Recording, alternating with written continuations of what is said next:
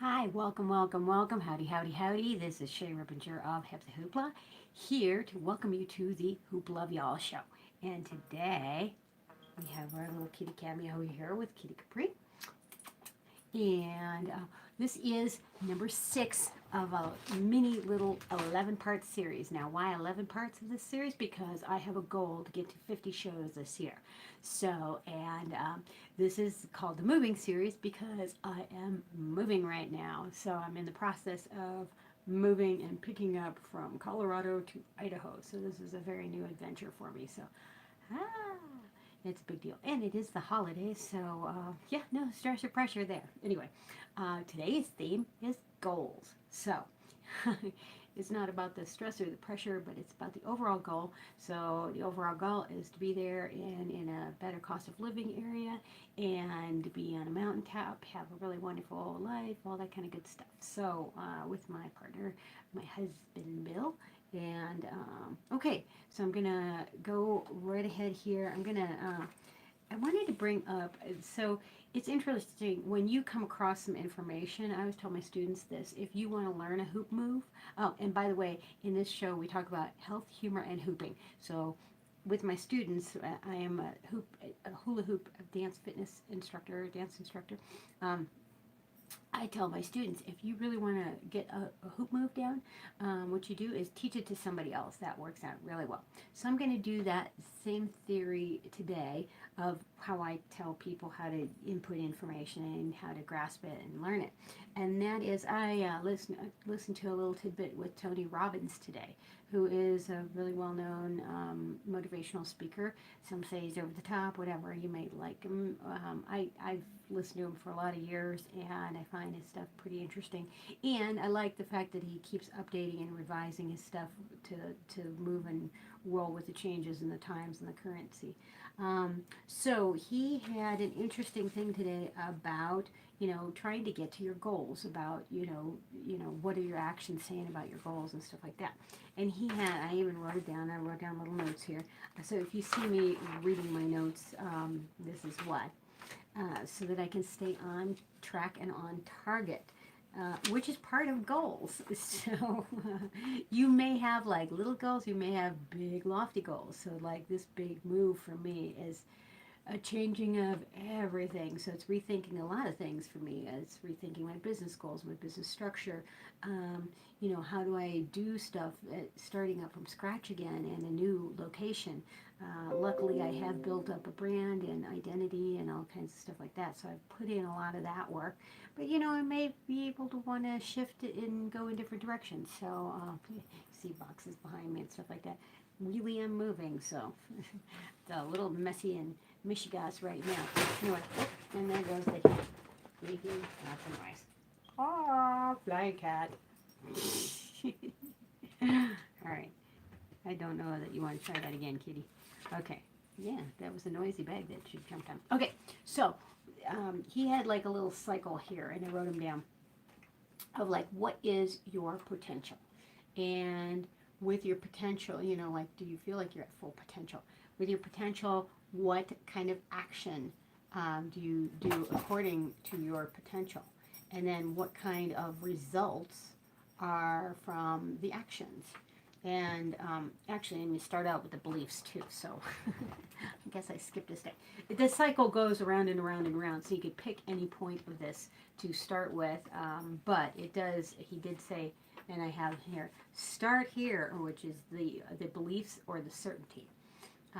So what he was talking about with that was your beliefs. That starts the whole process. So like for instance, if and I related to this activity today because, it's like I've actually had this challenge before. Now, many of you who have listened in on other broadcasts, I've done a lot of just cut open a vein and bleed on the page. That's what they say for good writing. Basically, you want to open up yourself and not, in the literal sense of self cutting type of thing, but as a metaphorical type of thing. and that is that this moving process is a big, big, big deal for me. It's been a very busy year, and not even just busy, but just life, a roller coaster. Uh, yeah, highlights of the year. Oh, getting cancer and trying to recover from that, or not trying to recover, recovering from that. I had skin cancer, melanoma. Having a dog who was very, very sick and needed a lot of care, and then ended up and she was only 2 years old, losing our dog, and then gaining another family member, canine doggy, um, and my husband changing jobs, and we're moving. So and we're moving in during the holidays, which, yeah, no stress there. So the interesting part of this is that I had a goal. So I've had, as I've explained on several other broadcasts, I have acquired three other households besides my accumulation of stuff. So I have acquired my grandparents' house, my great aunt's house, my mom's house after she passed as well, and you know, my mom, of course, was traumatic, and then also she had, had a bunch of the stuff from the other places, and then it all came to me because I'm the only child. So, and she had, like, literally mathematically square footage more space than I had. So all of her stuff came here. And so, plus, I'd already acquired my grandparents' stuff and a bunch of my great aunt's stuff. So I already had a lot of stuff. And then, as if that wasn't enough, we had a Southwestern gift store, me and my mom, and it was actually in our family for 23 years. So my stepdad, when he was my stepdad, and all that kind of good stuff. And then me and my mom had it for the last, it was many years ago. But anyway, when the store closed, when my mom got sick, she only gave me a week to announce the closing, 1 week to sell stuff. Now, we had a little gift store, but it was packed to the brim with a lot of stuff. So it was really challenging to sell that quantity of stuff in a week. Now, the thought was that I was going to turn it into an online business, which I did a little bit of. I may go back to that a little bit. I may revisit those roots because I still have a lot of that stuff, that merchandise and things like that. I've gotten rid of a lot of stuff over the years, like truckloads of donation. I have sold a lot of stuff on Craigslist, some stuff on eBay, and donated and given a lot of stuff to friends in need that helped them out. So it's not like I have all of that stuff still. I've been getting rid of it over the years. But I had a challenge from a business coach one time that was like 2 weeks before the end of the year of like to clean out the basement, of all that stuff. And I was like,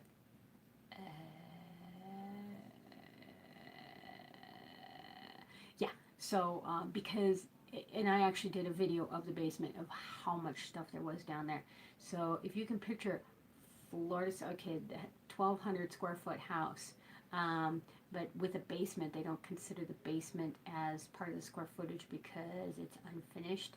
But anyway, I finished it up. I painted the walls, put carpet down there and stuff like that, but it's not technically finished to code and all that stuff and framed down. But anyway, it is filled to the brim with floor to ceiling boxes. And I kid you not, like literally I finally had created pathways down there.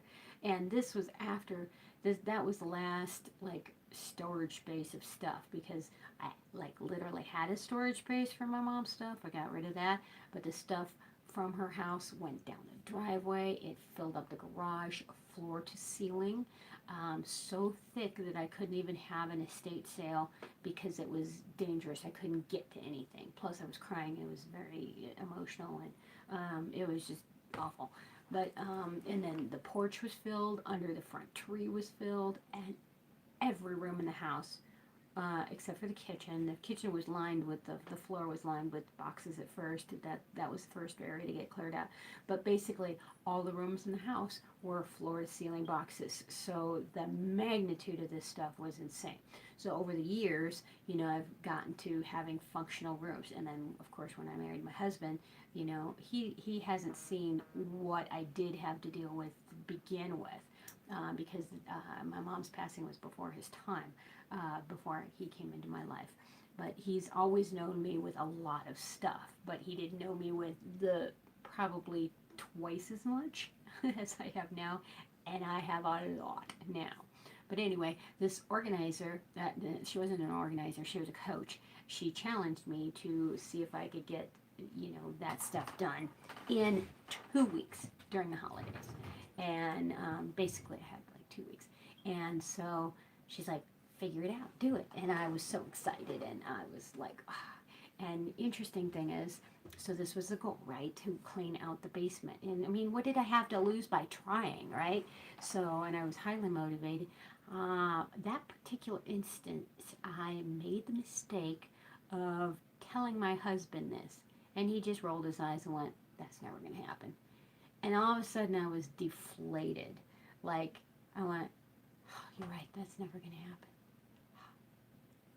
And by taking in that somebody else's energy, so I do feed off of other people's energy, more so in a controlled manner now. So I try not to like suck in other people's negative energy.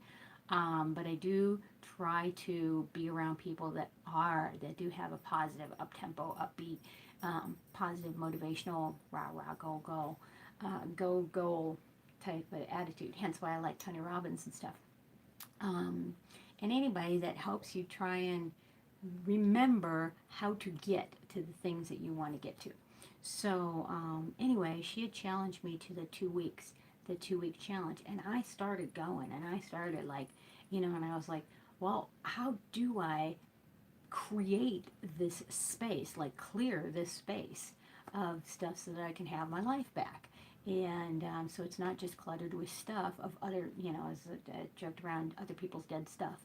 So anyway, that project had like a nice little start, but I started the process of going through and trying to, like visually with the goals. It helps to start with a plan in mind. So on the last video, I just covered the planning stage and some helpful things with that. But with the goal stage, you want it, it goes hand in hand with planning stage, of course, but you've got to have that vision, that idea of what you want.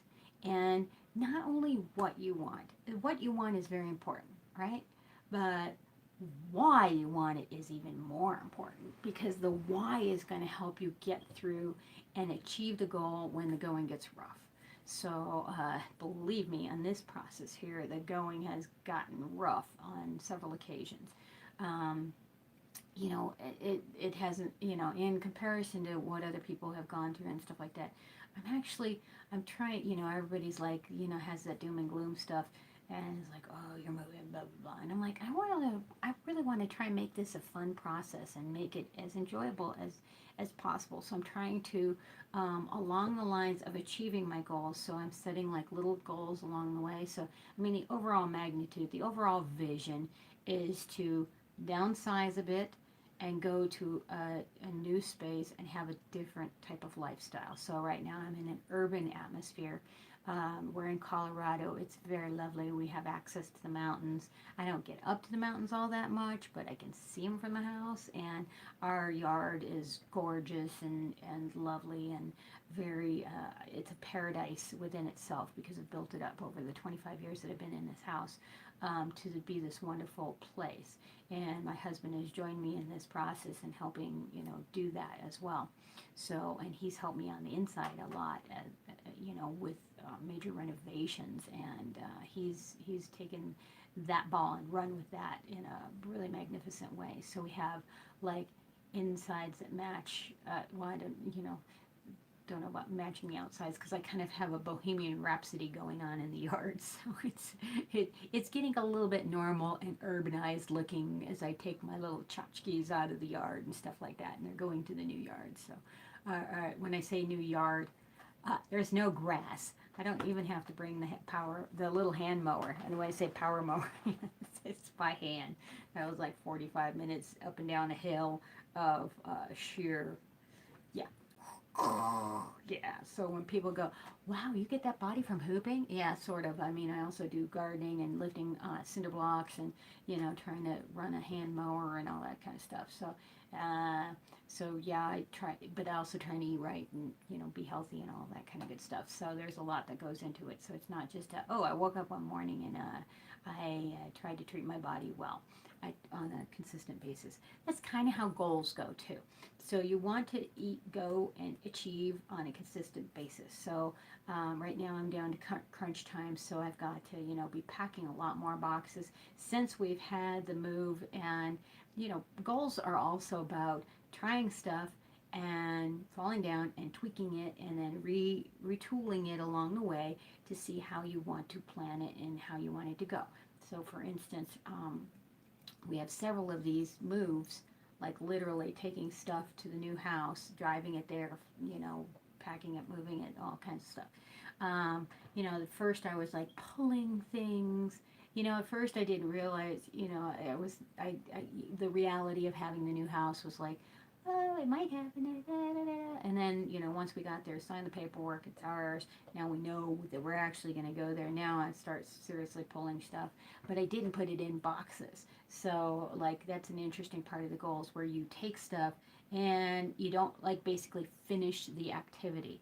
So, it's sometimes it's that last 5 or 10% that help finish the project. Like, I might put stuff in a box, but if I don't fill it and tape it and complete it and label it, then it's not done. So I have a bunch of unfinished projects. So I may have packed up 10 boxes, but if they're not complete, done, and ready to go, and for a mover to just put it in a truck, or me to go put it in a truck, then it's not quite done. So I'm getting to my goals, but I need to do that extra polishing maneuver to finish those things.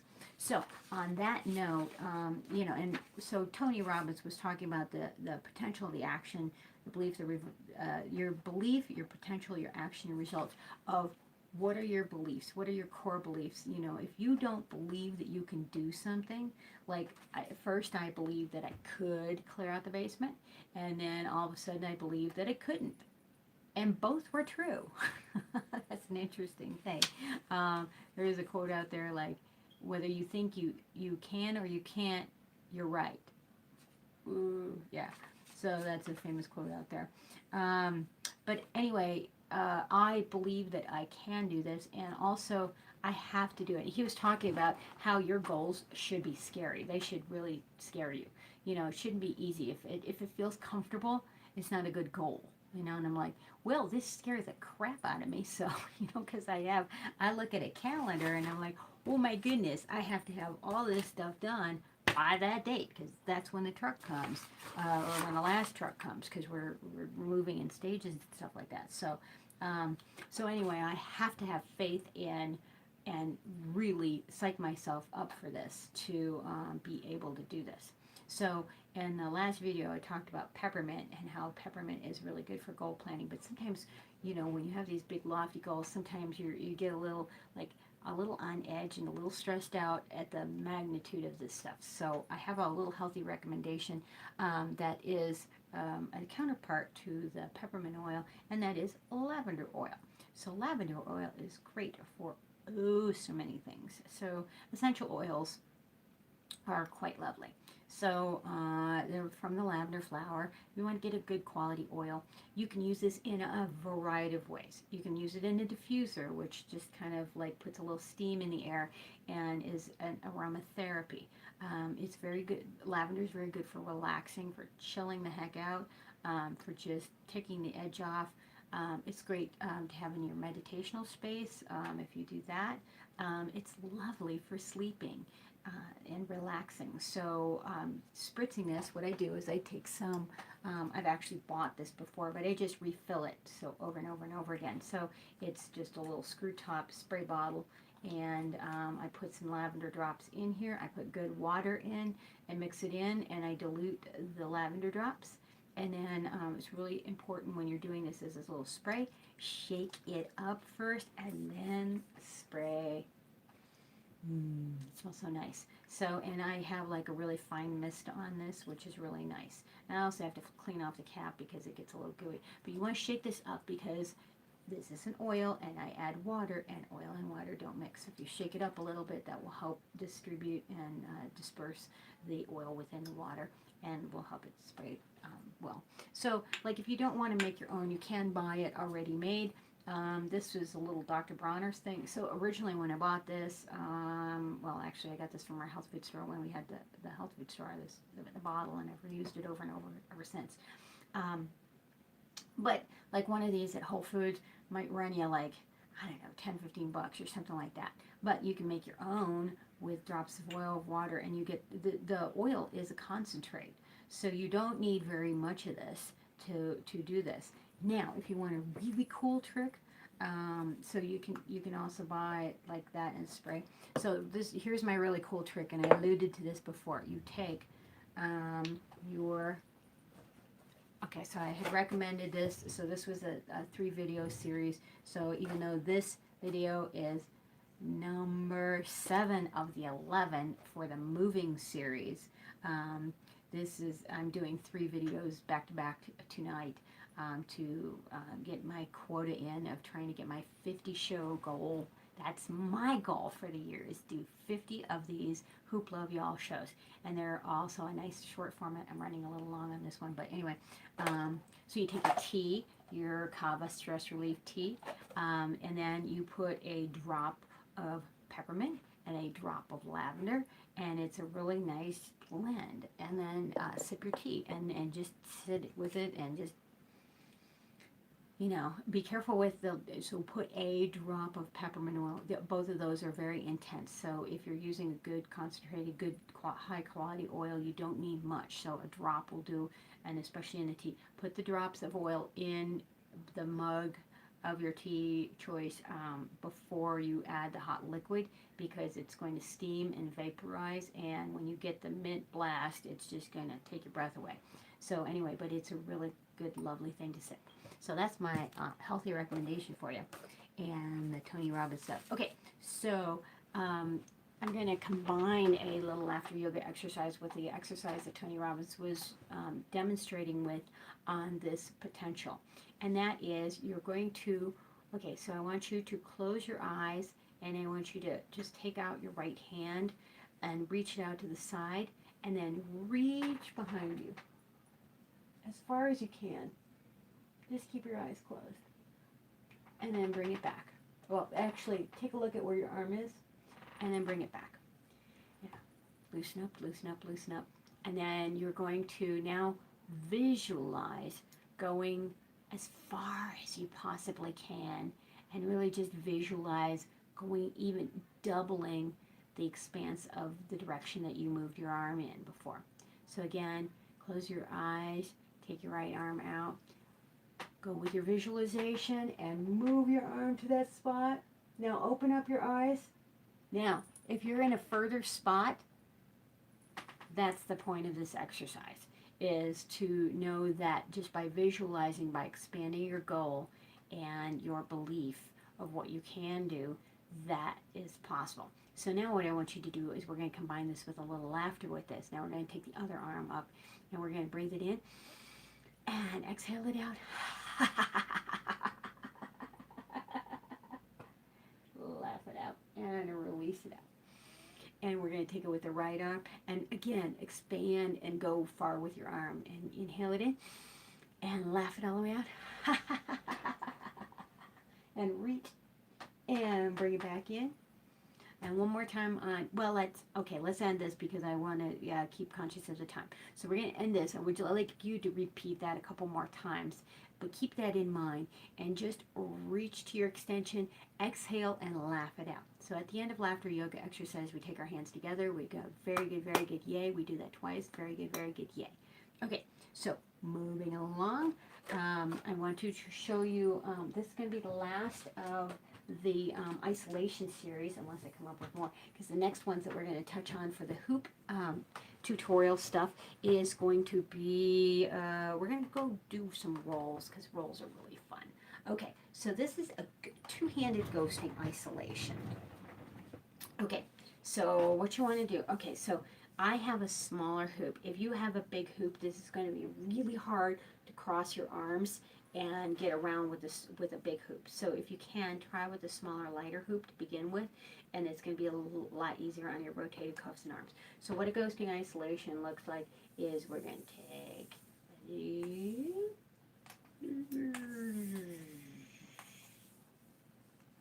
so what we're going to do is we're going to have a working hand and a ghosting hand, hence what's called the ghosting isolation.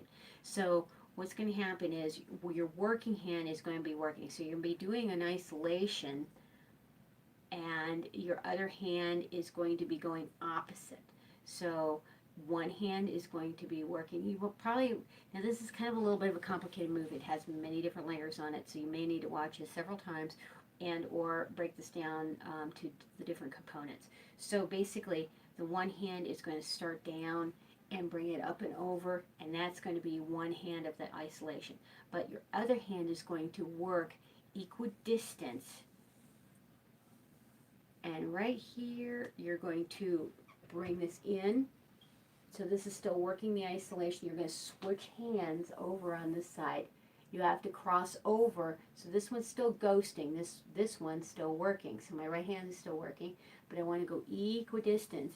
Right as I come to meet, then my ghosting hand is going to just slip past the other one, and my working hand is going to continue that isolation. Ghosting hand, I'm just wiggling my fingers so you can see that that's just basically the position to keep it in place. So right about here, as my hand needs to turn to regrip, this one can kind of hold that position.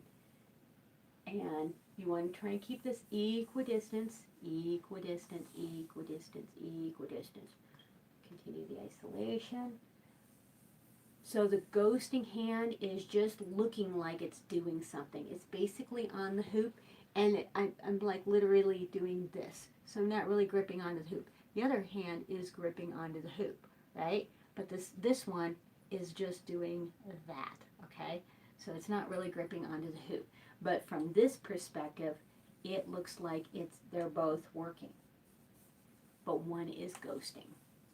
Now, whatever you do with one hand, you can do with the other hand. I don't have time for that right now because I'm trying to keep these videos nice and tight and short and keep on goal and on time budget. So I went a little over on the time budget on this one, but I wanted to give you that really cool move and some good recommendations and that cool Tony Robbins information as well. All right. So I am Shay Rippinger of Hoopla. I am so glad you've joined us here. Thanks for, you can write in some positive comments. This is a live show, so you can always comment live when I'm broadcasting on either Facebook or YouTube. And thank you very much for watching either live or the recording. I really appreciate you taking the time out of your busy schedule to hopefully learn something and share some of your knowledge as well. So this isn't just a one-sided thing. You know, if you've got cool things that help with goals, what are your tips and tricks for keeping on track with your goals, of thinking of goals, of putting your action plan into play? Let me know. So type in the comments and I will try and get back to those. And if you have show ideas and stuff like that, contact me with it. So try not to email. I'm trying to get better with email, but my email, like right now, it's just, that's one of the things, not a goal of mine right now, so keeping up with my email is part of the goals is being realistic. And so I can't do everything right now. So while I move and put a lot of effort into that energy, there's a lot of other things going by the wayside. They may be going to outings, other projects, other things, but the overall goal is moving. So with that, because I've got to be out, and this place has to be empty by a certain date. So, yeah, it's all got to get done. So a lot of it is, since most of the stuff is mine from all the families, it's my responsibility to get butt in gear to get it all moved. So, anyway. Thank you so much for watching. Please, if you haven't already liked the channel and all that kind of stuff, like, share, watch. All of that helps out. And as they say, good karma, caring is sharing. So, and who doesn't want to spread some good karma and good cheer this time of year or any time of year? All times of year are wonderful. So I appreciate them all. I appreciate you being here. Thank you so much. So rock on. Peace out. See you guys later. Bye.